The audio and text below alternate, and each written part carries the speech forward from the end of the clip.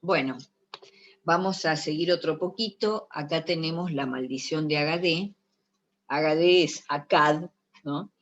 Y esta es una fuente que es muy literaria también. Hay un género que es muy común en la antigua Mesopotamia, en el antiguo Irak, que es la lamentación por la caída de ciudades, ¿no? Es decir, la caída, ¿no? Quiere decir, bueno, cuando son conquistadas por otros pueblos, en fin, se hace como una especie de elegía en memoria eh, de lo bien administrada y de lo pródiga y productiva que era la ciudad en otras épocas, ¿no? Y cuando los dioses la protegían, y bueno, cuando se pierde el favor de los dioses y la ciudad cae, bueno, que en realidad no es la ciudad sola, es decir, es la capital de un reino, y es una manera muy literaria de decir, bueno, hemos pasado otra etapa, vinieron otros al trono, ¿no? Se sentó otro grupo, que nosotros vemos en la periodización. Si ustedes van ya arrancando con el primer periodo de civilización en la guía 2, fíjense el orden, ¿no? de los periodos de la antigua Mesopotamia. No es como en el caso de Egipto, que obedecen a situaciones internas, ¿no? Centralización, reino antiguo; descentralización, primer periodo intermedio; nueva centralización, reino medio; descentralización, segundo periodo intermedio, ¿no? Cuando están estos llamados Ixos en la zona del delta. Nueva centralización es el Imperio Nuevo. Después sabemos que hay un tercer periodo intermedio, no les vamos a preguntar sobre eso, pero viene después del Imperio Nuevo, ¿no? Sí, es como muy lineal esa historia, ¿no? De etapas de mucha centralización sucedidas por descentralizaciones y nuevas centralizaciones. En la periodización del antiguo Irak uno no se encuentra con eso, se encuentra con formas políticas diferentes. Arrancamos con las llamadas ciudades independientes, si ustedes quieren, como le dice Ut, o ciudades-estado, convencionalmente, Sumer, los súmeros, así, en esas unidades políticas autónomas entre ellos, cada una con su ensi, como en la época de la Estela de los Buitres o de la reforma de Lucagina, ¿no? Dejo afuera la etapa de fin del cuarto milenio de Uruk, ¿no? Esa curiosa situación, ¿no? Urbana, como dice Ut, no porque haya ciudad hay Estado, ¿no? Bueno, la otra etapa parece que sí, del 2700 al 2400 ciudades-estado. Después tenemos un reino, es decir, eso se va a unificar y empieza a haber una lengua mayoritaria que se vuelve oficial, que es el acadio. Seguramente los acadios ya estaban entre los súmeros mismos, es decir, no es que aparecieron de golpe en el 2400 y formaron un reino, asaltando como un aluvión el territorio de las ciudades súmeras. No, seguramente hay mucha población acadia mezclada, ¿no? Con esa población súmera, y finalmente, bueno, hay un acadio, el famoso Sargón de Akkad, que se dice era funcionario de un rey de Kish, que es una viejísima ciudad súmera, pero bueno, ese se parece ser el que unifica, toma el poder y crea como una dinastía que dura entre 2400 y 2200, ¿no? En 2200, como ustedes vieron en la carta de Ishkundagan a Lugalra, vienen los Guti, que son los vecinos, algunos de los vecinos de los Montes Sagros de siempre, pero bueno, estos vienen y se instalan, ¿no? Sobre ese reino acadio.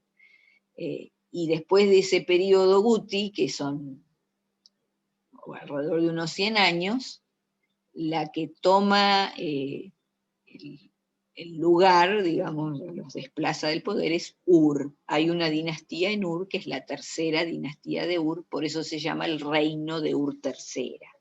Es decir, después de las ciudades-estado súmeras, uno lo que tiene es una sucesión de reinos, en realidad con lo que van cambiando son los que se sientan en el trono, ¿no? Las dinastías que ocupan ese reino. En el caso de los acadios, bueno, es una lengua que se va a imponer, el súmero va a quedar más para las ceremonias religiosas, va a seguir en uso, probablemente, bueno, habrá seguido en uso entre la población, o por lo menos en alguna parte, pero la lengua oficial de la documentación de ese reino, que es un reino que unifica esas ciudades, es el acadio.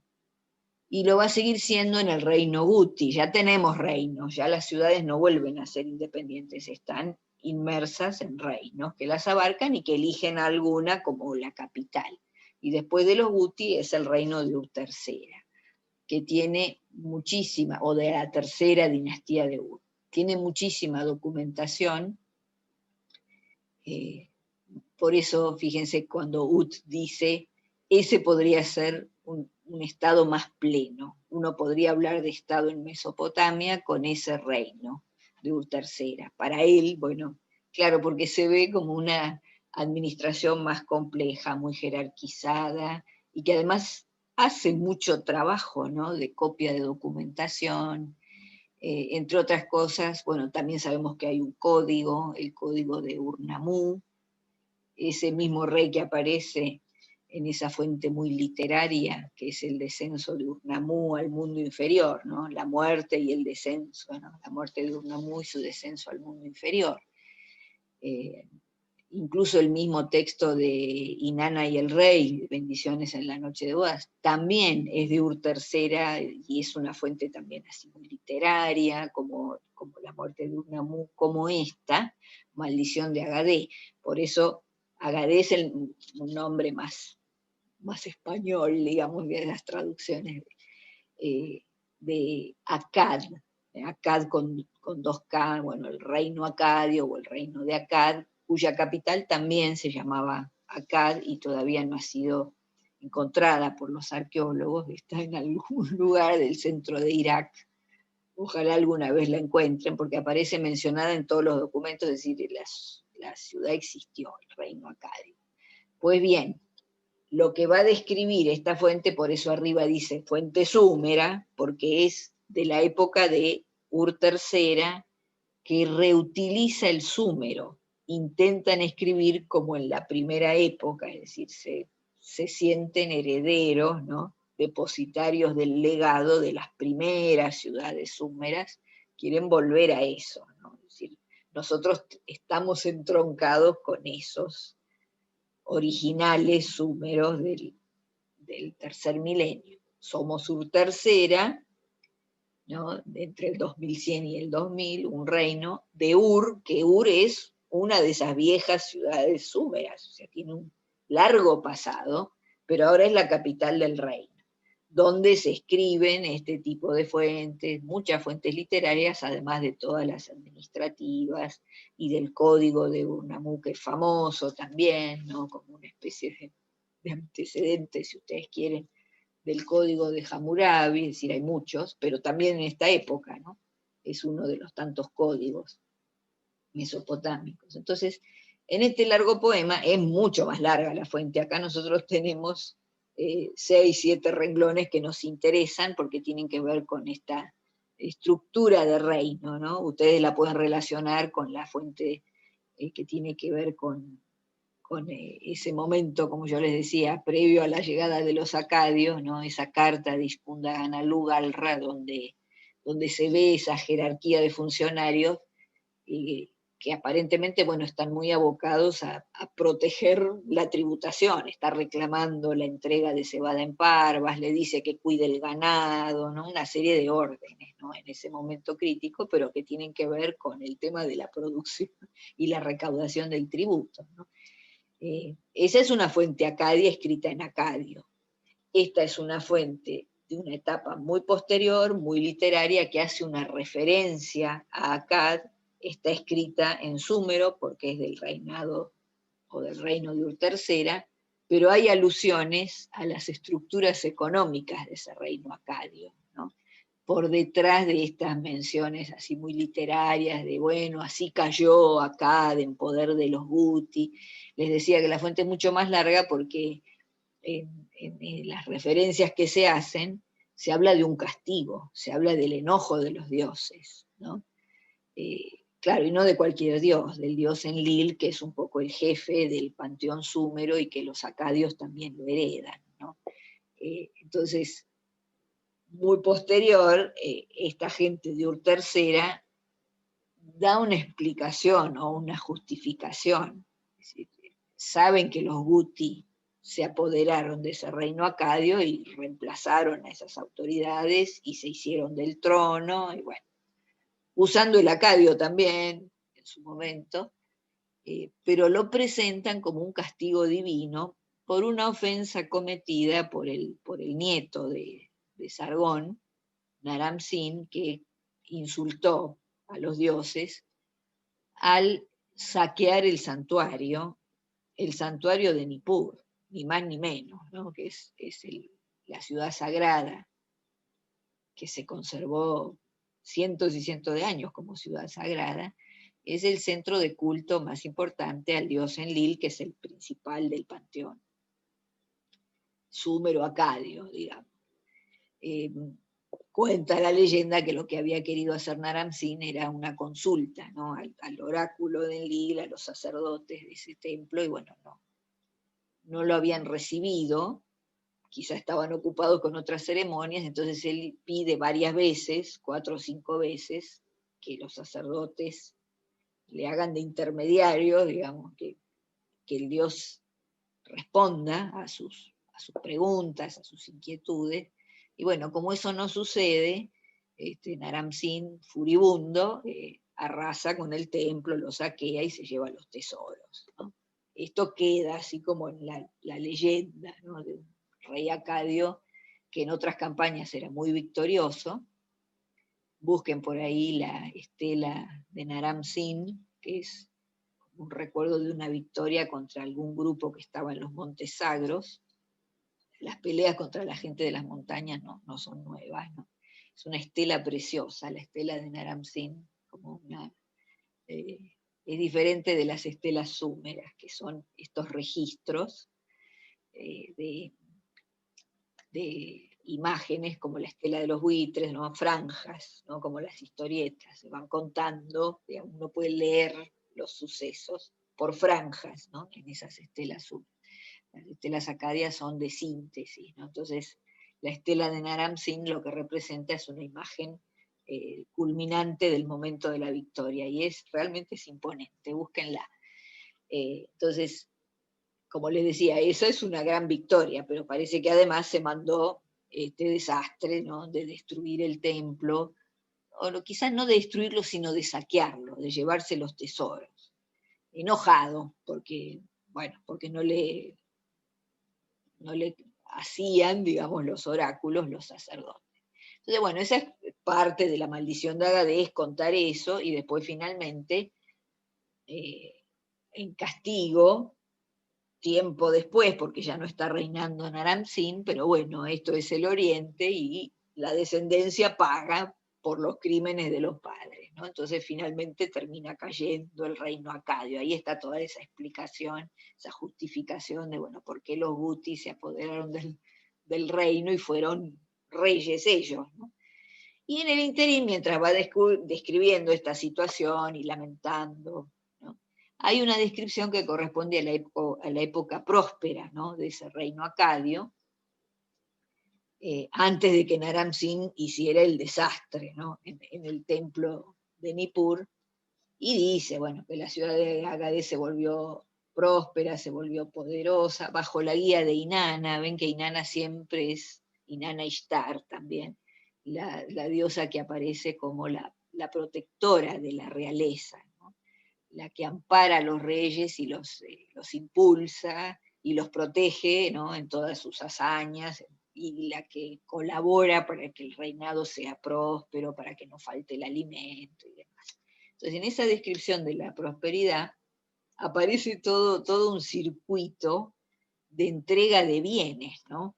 Fíjense, los martu de las tierras altas que no conocen el grano, esta es una frase conocida, que no conocen el grano, le traen a Naram Sin bueyes puros, cabritos puros.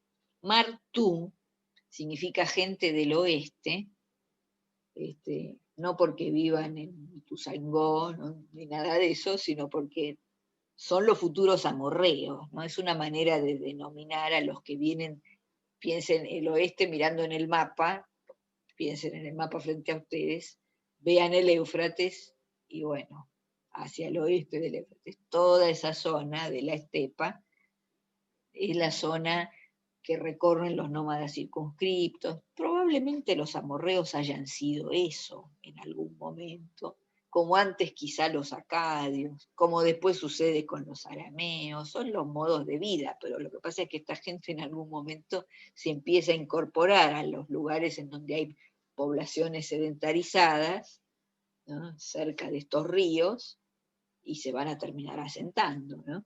No se olviden que Hammurabi era amorreo, ¿no? La primera dinastía babilónica es de origen amorreo. Pero acá están mencionados como bueno, la gente del oeste, que no están asentados, por eso lo que traen es bueyes puros, cabritos puros, no conocen el grano, no son sedentarios. Los melujaitas, hombres de la tierra negra, dice, ¿no? Meluja es, ahora se sabe, acá dan dos opciones, ¿no? Pero es algún lugar en las costas del Golfo Pérsico, de donde se traen estos artículos suntuarios, piensen en el incienso, piensen, incluso hay alguna zona del Golfo Pérsico de donde se lleva cobre, no se olviden que en el territorio de Mesopotamia no hay, ¿no? No hay ningún tipo de metal o de este tipo de minerales, ¿no? Como el cobre, ni las maderas tampoco, entonces hay que traerlas de otros lados, ¿no? Los melujaitas traen esto, ¿no? Hombres de la Tierra Negra le traen toda clase de productos exóticos, ¿no? Parece haber algún control, ¿no? Territorial que hace que cierta gente entregue, diríamos, tributos, ¿no?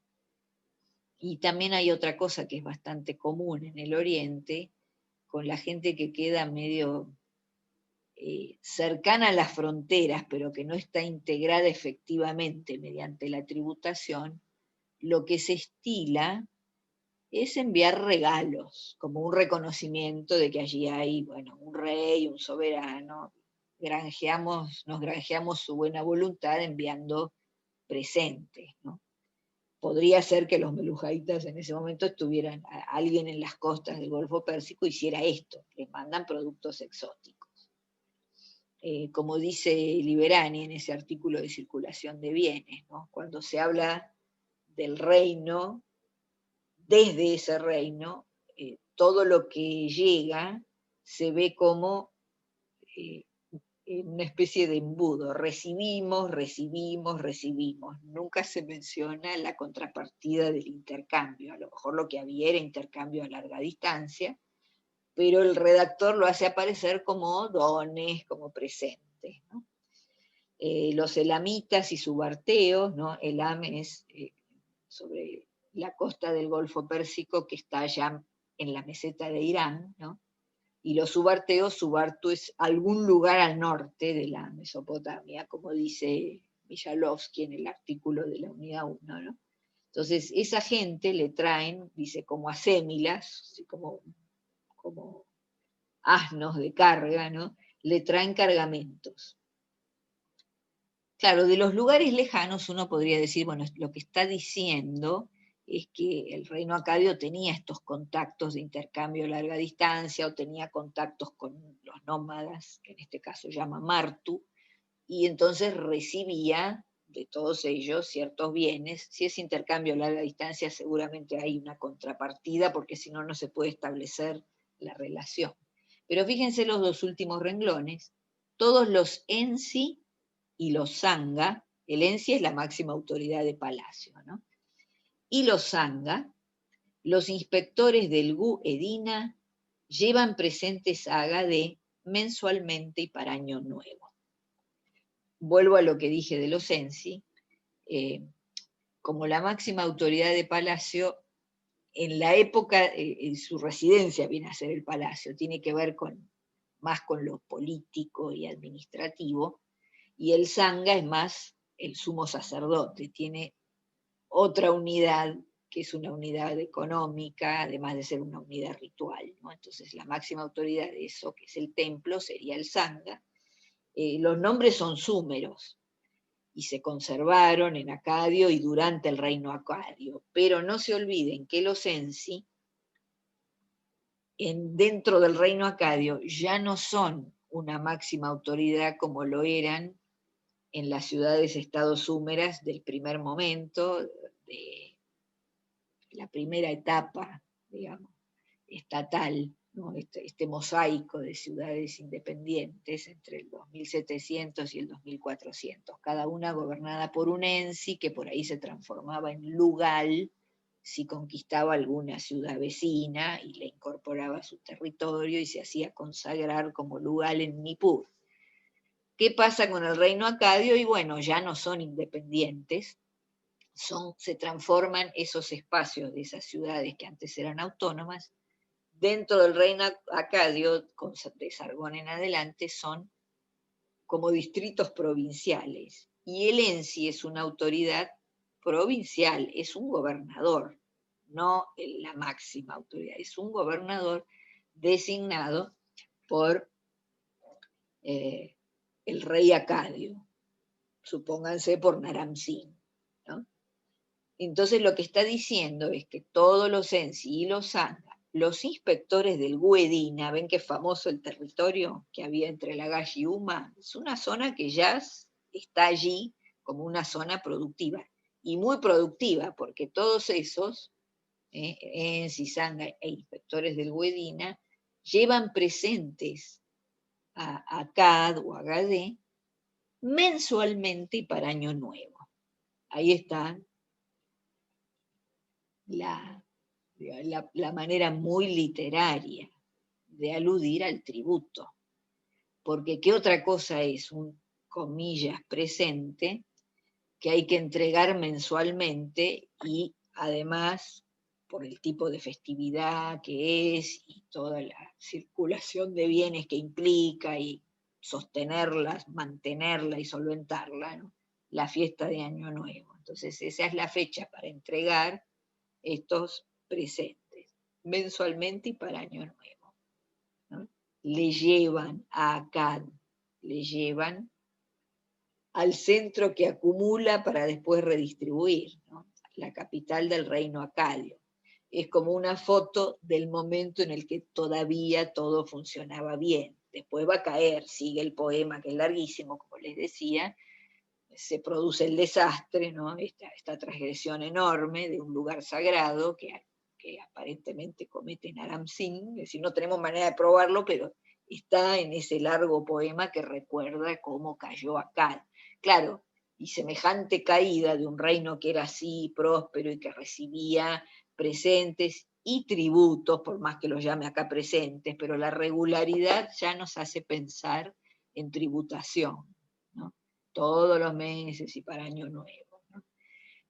Después cae, como les decía, y bueno, acá lo único que tenemos es ese segmento que hace alusión a ese contexto, digamos, más económico. Un reino próspero es un reino que tiene un rey, que tiene una capital y donde todo el mundo tributa, ¿no?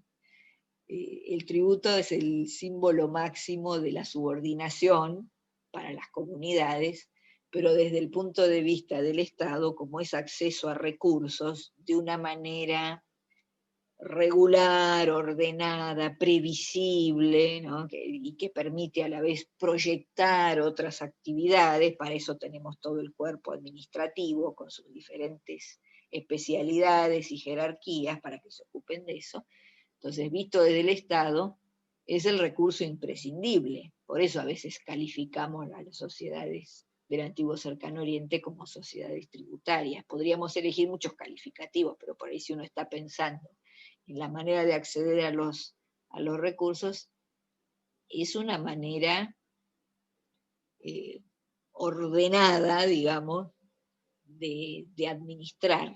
Tiene que haber acceso al tributo. Fíjense acá, muy poéticamente, pero están entrando los tributos y están llegando los presentes que tienen que ver con esa autoridad. Entonces, por eso es la radiografía del mejor momento, ¿no? centralizado, con una autoridad clara, con una circulación o un intercambio de bienes a larga distancia, es decir, todos los bienes que tienen que ver con el prestigio de esa figura real y de esa capital, bueno, están llegando y está funcionando este sistema de tributación. ¿No? No se habla acá del reclutamiento, pero es como la acumulación de bienes que es posible. Entonces, ese sería un cosmos ordenado, digamos, un cosmos realmente. El cosmos mesopotámico es tener la ciudad con la muralla y que todos se reconozcan súbditos del rey, ¿no? Y por eso les decía, de la comunidad es el símbolo de la sumisión, ¿no? Y desde el Estado el símbolo del poder que tiene, ¿no? Van a ver por ahí más adelante en la unidad 4 una fuente asiria en donde algún rey asirio de esta época del gran imperio asirio dice, bueno, que logró someter a X, ya vamos a ver a quiénes y vamos a ver si es verdad, pero la muestra de que logró dominarlos es jamás habían tributado a ningún rey, y a mí sí, ¿no? Es como, yo sí soy un verdadero rey, yo logré dominarlos, es decir, no es simplemente decir los dominé, es decir, me entregaron el tributo. Esa es la marca mayor, la que define esa relación, ¿no? con estos que se han transformado en sus súbditos, ¿no? Entonces el súbdito debe tributar y el que gobierna va a ejercer la protección, va a ser, pensemos en Mesopotamia, en el buen pastor, todo esto, ¿no?